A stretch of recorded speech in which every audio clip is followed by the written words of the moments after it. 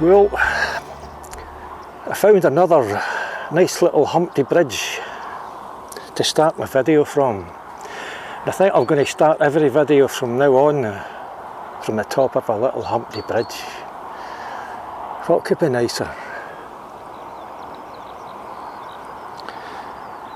I'm taking advantage of a really good spell of weather just now and heading out perhaps more often than I normally would. We've got just a lovely sunny day with low wind speeds. It's perfect for filming. And I can maybe save up some of the footage and produce the videos and put them online during periods when I can't get out because of the weather. It's a reasonably short walk today, although, you know, everybody's got a different level of fitness.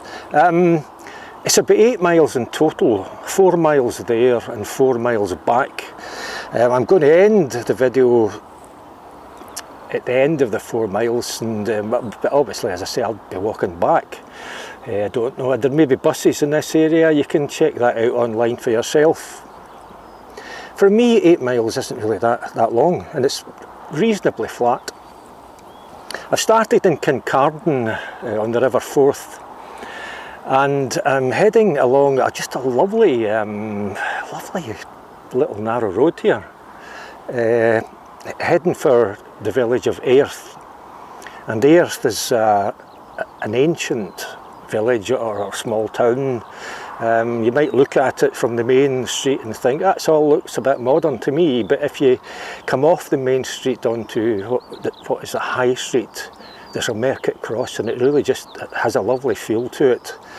From there we're heading further in that direction, and I'm going to end at a rather curious architectural feature. You just can't beat a curious architectural feature. Here's the route.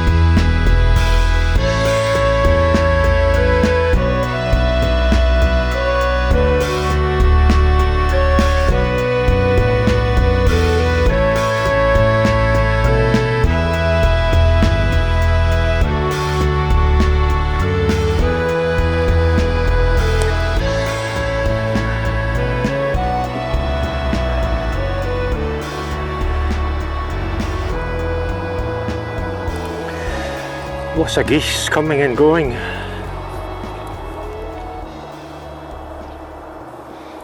It really is a lovely walk, this. It's probably been quite a few years, too many years, since I've been here. It's lovely. The views are just out of this world. It's always nice, I find, walking by water. We're sort of right beside the River Forth here. You've got a great view of the Ochil Hills, although today they're a little bit blue and misty. I can see the church on the hill at Clackmannan. Further along the river, the glassworks at Alloa. And what I can't see in that direction is the Longarnet power station, because it's gone. The tall sort of chimney stack thing was the last to go, and that was a very recognisable feature from miles and miles away.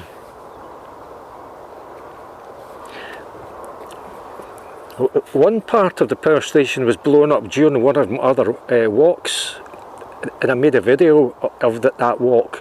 It was something to do with the plague grave. I was visiting, amongst other things, the plague grave. So check that one out. I didn't capture the sound of the explosion during filming. It happened when I was walking through woodland, but I didn't know it was being demolished that day, and I get the fright of my life, you know. It was a huge explosion, and I did spend a few seconds wondering if Grangemouth had gone up and whether I should start cowering somewhere under a rock or behind a tree before the shock wave reached me. Yeah, that was something else, that. But as I say, now it's totally gone. But we'll carry on here and eventually pick up Shore Road heading towards Airth.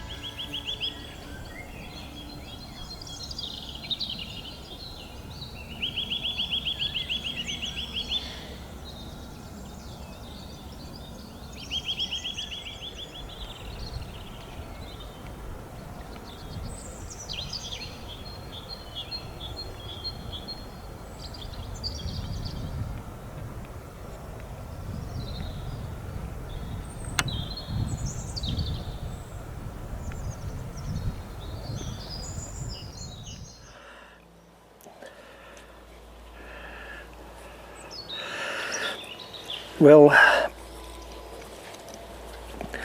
that's the Dunmore pineapple. So it's right above me, I'm sitting underneath it. Constructed in, I think, 1777, here in what appears to be a walled garden in the Dunmore Estate. I can see a lot of trees down there, and I presume that they're possibly fruit trees. It would make sense in a walled garden where you planted fruit and veg to feed yourself.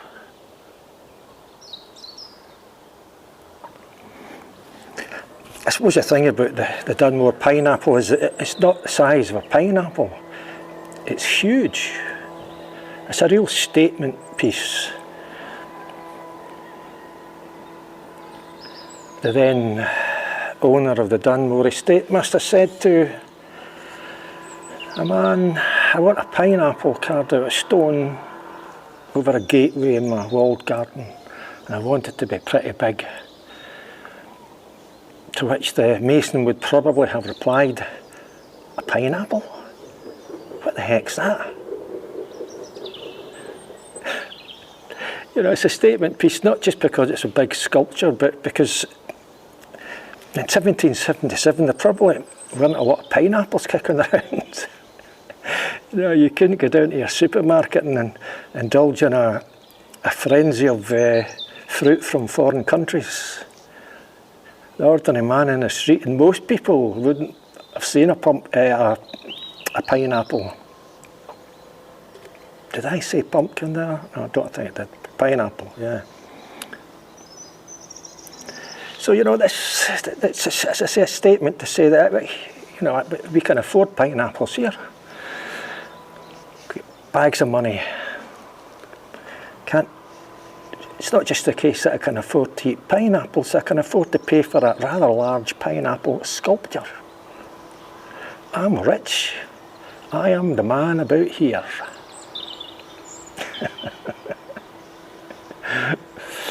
Yeah. I'm just going to end the video here. It's been a lovely walk, it really has.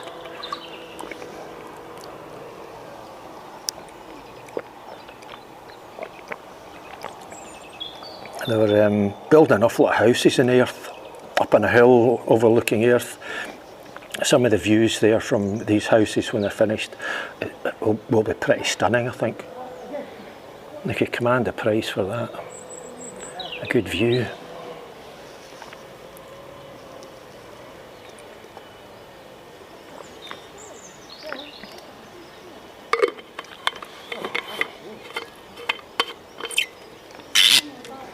So, as I said at the start of the video,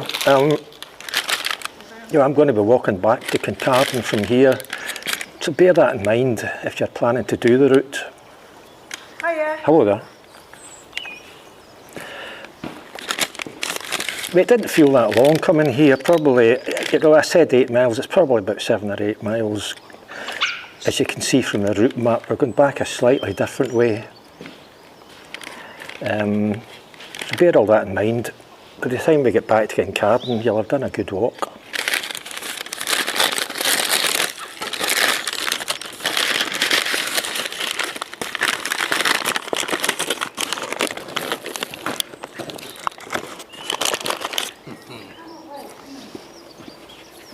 This way, Ruby. This way. This way. This way. Yep.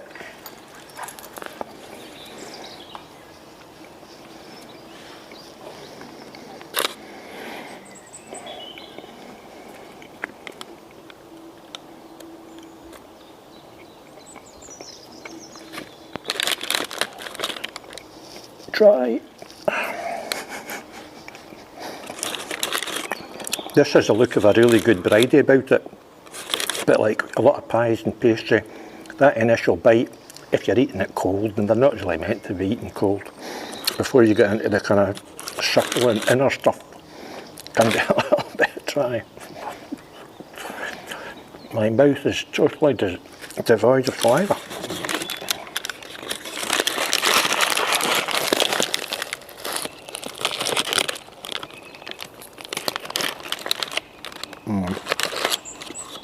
Yeah, good bridie.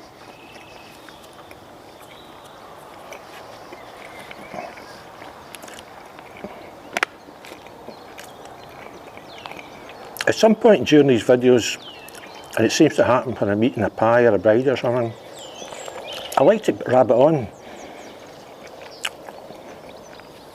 and maybe come up with some just observations in life, or sometimes things that might be a little bit funny. Although I suspect I'm probably the only person that thinks I'm mildly amusing, and everybody watching these probably thinks I'm just a moaning old git. But,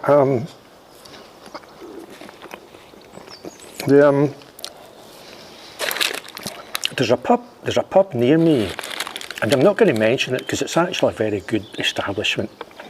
It used to be a kind of typical man's pub, you might say, and it was a bit of a dive in its latter stages. It was taken over and it's been transformed into just an excellent place. But it's slightly different to how it was before. I mean, I was never in it before. Sorry, I wasn't in it that often before. I would pop in now and then because it's quite near me. But it felt a bit kind of bleak, to be honest.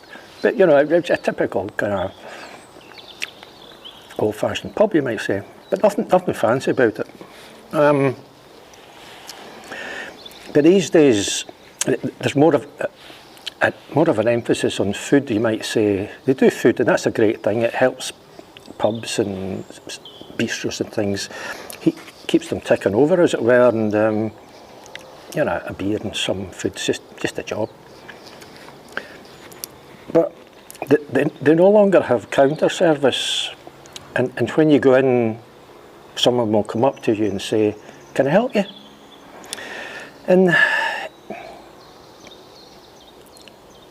I mean, this is just me. This is just a slight failing or fault on my part. This isn't a fault or failing on the part of the establishment in question. But I just find myself getting slightly irritated when somebody says, "Can I help you?" It's almost as if you're not meant to be there. And I get that sort of feeling you used to get when you were trying to get into some sort of disco or club late at night when you were a youngster, and the bouncers at the door, and if they didn't think that you were worthy of getting in, yeah, just the way you looked, they didn't like the look of you, they'd say something like, "Can I help you?" In other words, you're not getting in. So maybe that's where that kind of slight irritation comes from. You know, I find myself almost on the tip of my tongue, saying something flippant or stupid, like, you know, I mean, I'm just down for a beer, like, you know, how much help is required for a beer? And it's also one of these places where when you order a beer and they've sat you down, you know, it's this, COVID comes into this as well, because, you know, you're directed towards a particular group of tables. Some tables have got reserved notices on them. That in itself irritates me. So, you know, I've not even hardly set foot in the place, and there's a number of irritations happening in what, as I say, is a really good place. It's just me. But then, and this happened recently when I was in, they bring your bottle of beer, and they also bring a glass that is utterly frozen, frosted frozen. And you think, oh, do I really want my beer served? A beer that's already come out of a fridge, poured into a glass that's come out of a freezer. A glass whereby I can't actually hold the thing for that long without experiencing mild frostbite. So on this occasion, the lassie came with the frosted glass and said, "Have you got another glass?" In fact, one time the lassie said, "What sort of glass would you like?" In that kind of, again, strangely irritated manner, to which I replied, "A glass that isn't frozen." Then on this occasion, I forgot to mention the frozen glass thing. Frozen glass appeared. I said, "Have you got a glass that isn't frozen?" She went away and she came back with a half-pint glass. You know, there's a time and a place for half-pint glasses. If I'm ordering a 500ml bottle of beer, I want a pint glass. She didn't give me any choice. And I don't think it was a deliberate attempt to further irritate me. I think it was just she wasn't thinking. Or she would have said, "Do you want a half-pint or a pint?" I mean, I sometimes find myself going into pubs and I get irritated by these glasses that have a little kind of stuff inside the glass. It's a little design that is designed to promote the production of bubbles, aeration within the glass. That irritates me. I hate that. I find myself saying, "Look, have you got another glass?" I'll say, "What sort of glass?" And I find myself, "Hello there. You're not getting about my bridie." No, you go. Sorry. It's okay. Beer! Beer! What are you doing? Yes. No. There's some information there really not good. All right, yeah. Bree, come here. Yeah. Come Yeah. here, Bree. Right, Could you you just go pull chap in. photograph the wall, or I'll hold the dog when you photograph the wall. Okay. Come here, Bree. Right, I've got her. There we are. You're naughty. Yes, you are. You're naughty. Okay. No. So as I say, on this occasion, the half-pint glass wasn't welcome. And I said, "No, have you got a pint glass?" And I felt that bit of a nuisance. You know, the lass went away and brought me a pint glass, but I could tell that this is a guy that's beginning to hassle me here. First he doesn't want a frozen glass, then he doesn't want a half pint glass. I could sense that I was one step away from getting shown the door. And you know, this idea of the phrase when people say, "Can I help you?" I remember many years ago when G4S security were first introduced in job centres. I wasn't working at the time, so I had to attend the job centre. And you would generally go in and sit in nice comfortable seats at a table, and the woman behind at the desk after a while would say, "Who's next?" you know. And you would go up and sit and "Have you done any work in the last week?" "No," and all that sort of stuff. But I remember the very first day G4S security were introduced in job centres. I went in and there's this G4S security guard. What does he say? "Can I help you?" You know, and you're thinking, what are you talking about? I'm in a job centre. I'm here for a job. There's a certain irritation comes with that phrase that on the surface seems like a helpful phrase. "Can I help you?" No. Away you go and give me peace. Anyway, I